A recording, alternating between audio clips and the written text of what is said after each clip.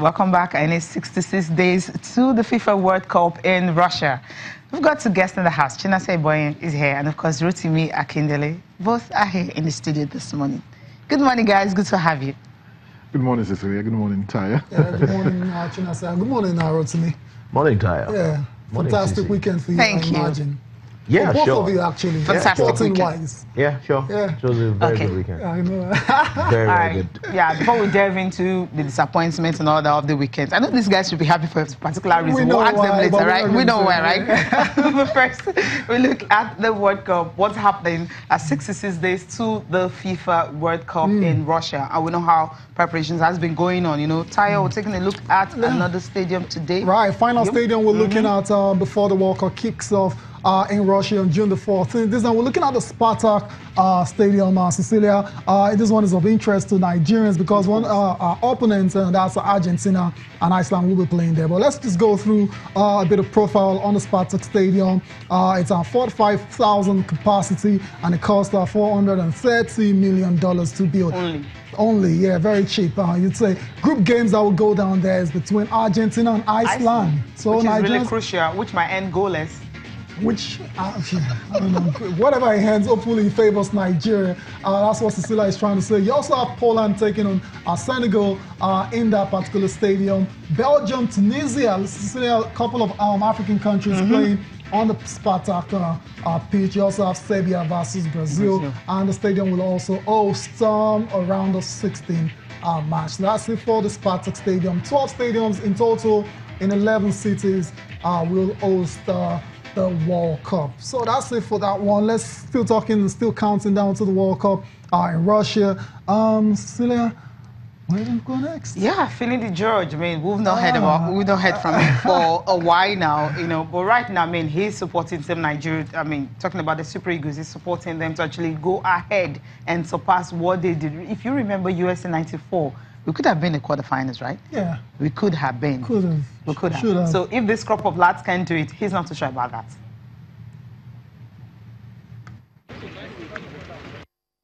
We want them to take us to the next level, get into the quarterfinals, semifinals, and maybe, yeah, play in the finals. That's what we want. Is that going to happen? I don't know. All is possible in football, but I doubt it very, very much. There are different ways of competing. You can compete and you get knocked out in the round of 16, which we already know Nigeria is capable of doing. But how do you get further? That is what we want.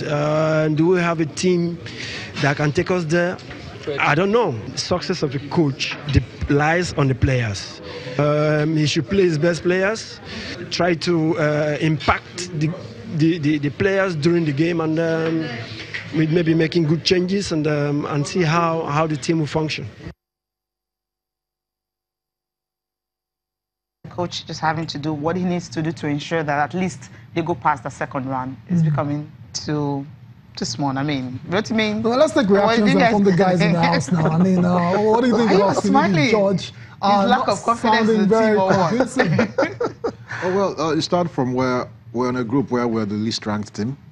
For starters, so the obvious expectation, you know, according to the papers and the books, will be for Nigeria not to make it past the first round. So you can understand where his pessimism is coming from, and the fact that you know. So now we have Argentina, we have Croatia, we have Iceland, and we'll just go there.